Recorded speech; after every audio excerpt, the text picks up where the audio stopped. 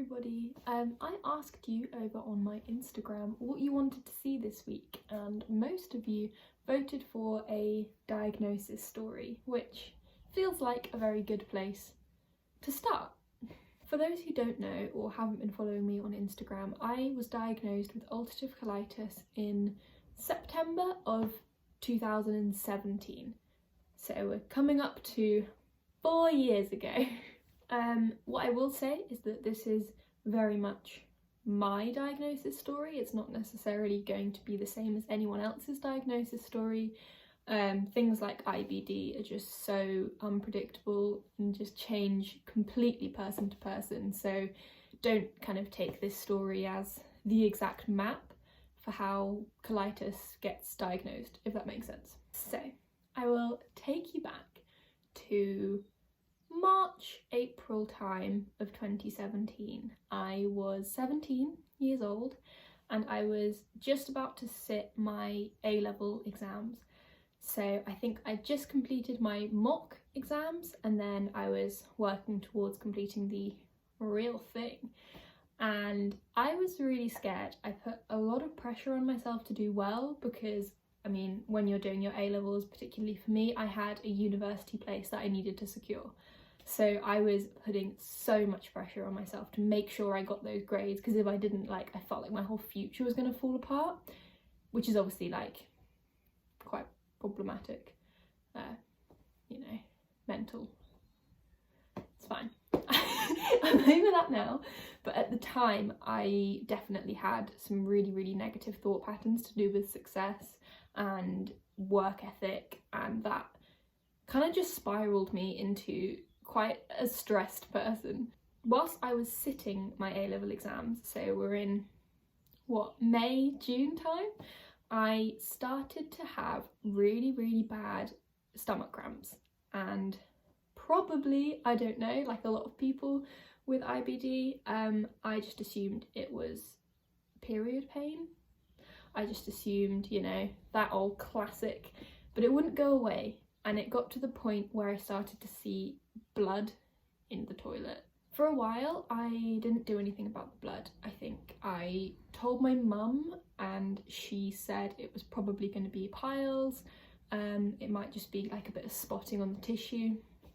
It wasn't until I actually showed her a picture of the toilet bowl. This is gross, by the way. Not gross, but graphic. But IBD, we've got to share these things. We've got to talk about these things. The toilet bowl, just red, bright red, complete nothing but bright red on toilet paper, a lot of it too, type situation. Basically, it's like having a period into the toilet, but not. Yeah, so it wasn't until that moment that my mum was like, this isn't what we thought. So I was taken to a doctor's appointment, and pretty quickly, I think they didn't officially diagnose it, but they suspected that it was going to be colitis. I can't remember the exact details of how they got there. I know that I had to lie on the bed, do the tummy press thing, talk about my stool, and I remember it being relatively quick that they told me that it was probably colitis, which was a bit strange because there's no family history for me of colitis, but I was put on medication to help colitis before I was officially diagnosed. Now, by medication to treat ulcerative colitis, I mean these. Anyone who has IBD, do these look familiar? They are called Salifalc, and they are a rectal foam, which is quite a common treatment, I think.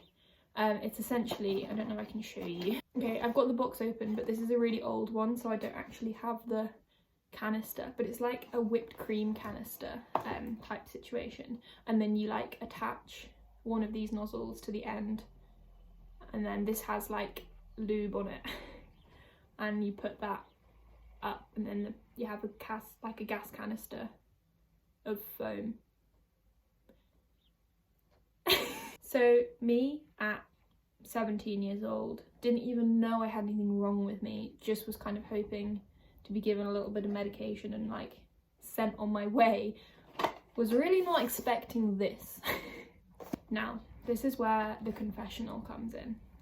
I didn't take it for a long time. I was prescribed it. I was given like a massive plastic bag with this one and also one that does the same job but with steroids in it. I can't remember what that one's called at the present. But I refused to take them. The idea was terrifying, and I really resented the fact that I was being diagnosed with an inflammatory bowel disease. I resented it for a very long time, maybe over a year. I really struggled with the idea that in order to be well, I had to take medication like this. So I think what I did was I tried one. I got to a point where I think my mum, maybe even a GP, intervened and said, just try it. Just try half a pump. That's all you need to do. Because I wasn't even trying it. I didn't even know. I just assumed it was going to be a terrifying experience. So I did. I followed all the instructions. I read some guidelines online, put my foot up on a toilet seat and gave it a good go. It was painful. It stung, obviously, because now I know I have proctitis. So the inside of my rectum is just full of ulcers and mucus and blood. So putting something up there and then like spraying medication in like a foamy form all over that's gonna sting.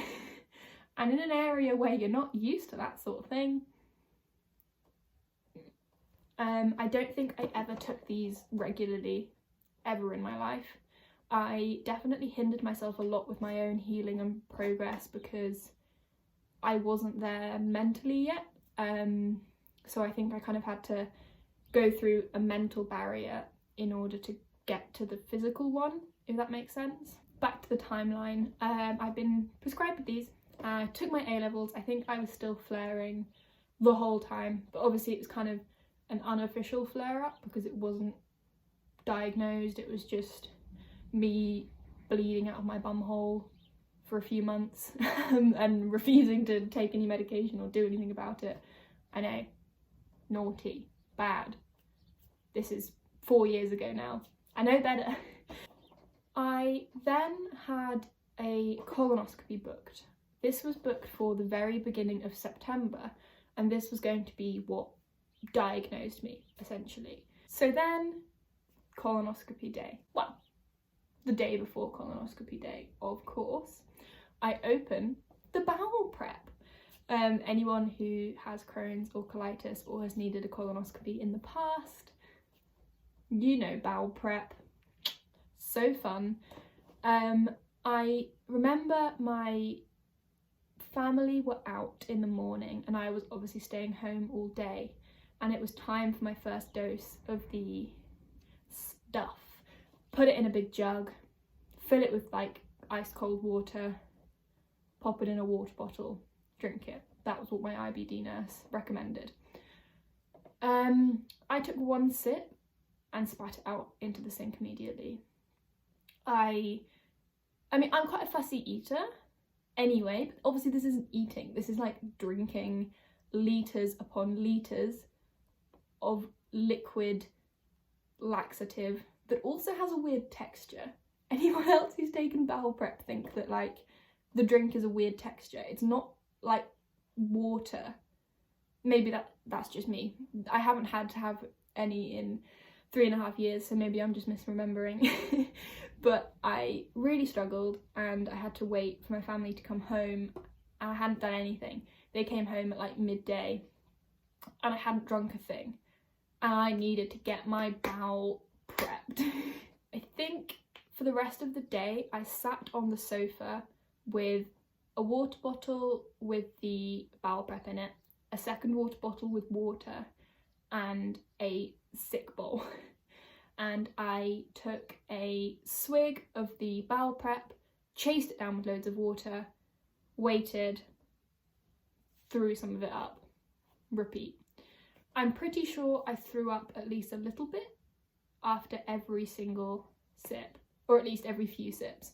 I just couldn't keep the stuff down. I, again, was back in that mentality of like, everyone else in the world is going about their life and they're fine, and I'm sat on the sofa throwing up into a bucket because the doctor's telling me to.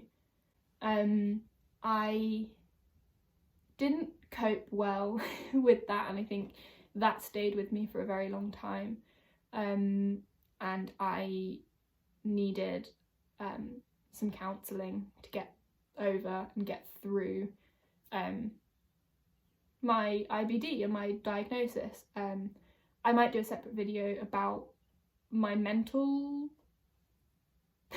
stuff in terms of dealing with having a chronic illness and being diagnosed, because it's a lot. It is something that's really, really important to talk about, because it's not just a physical thing. When you get a diagnosis of a chronic illness, your whole mentality shifts, and it has to, and that's really, really tough. So yeah, if you would like to see something about that, I'll do it. Anyway, had enough of the bowel prep stuff. I think I finished it. I did drink it all, even if I did then like throw most of it back up again. Me in editing here to say that's a filthy lie. That's a lie. I didn't drink it all. I had a hack. When I was throwing up, poured some of it into the sick bowl, and then when I was like emptying the sick bowl into the toilet, I just threw some of it away as well. Very bad.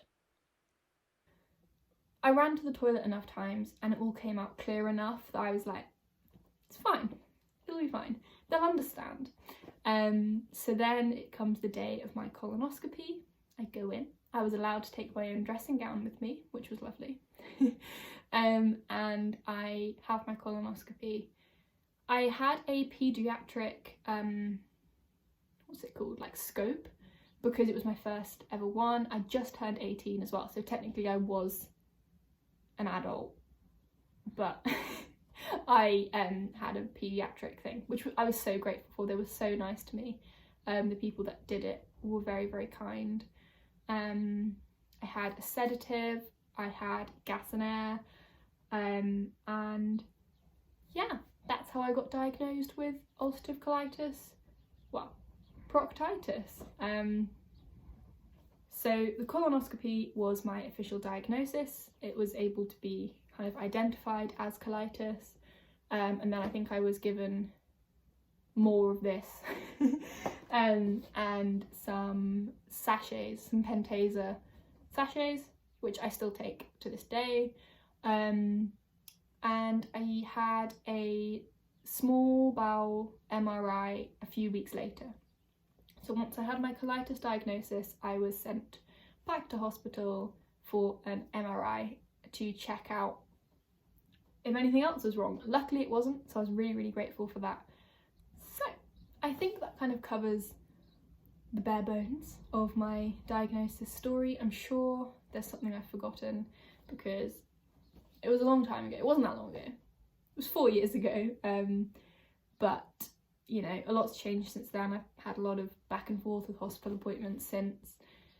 But that was it, really. I just identified a problem, went to my GP, got booked in for a colonoscopy, got a diagnosis. That makes it sound so simple, so straightforward. And for me it was, I would say, I think in total between starting symptoms and getting a diagnosis, it was about 6 or 7 months. Whereas I know for other people it can take so long. So I think in the grand scheme of things I was quite lucky. It was identified really, really quickly for me, which I'm very, very grateful for. But yeah, that's not always the case. And like I said at the beginning, don't take this as an example of exactly how it's always done, because that's not always the way. Anyway, thank you so much for watching this video. I hope you enjoyed the little insight into how I got diagnosed. Do follow my Instagram if you haven't already. Subscribe, also do that. We hit 120 subscribers last week, which is amazing. So thank you very, very much for that as well. And I will see you in the next one.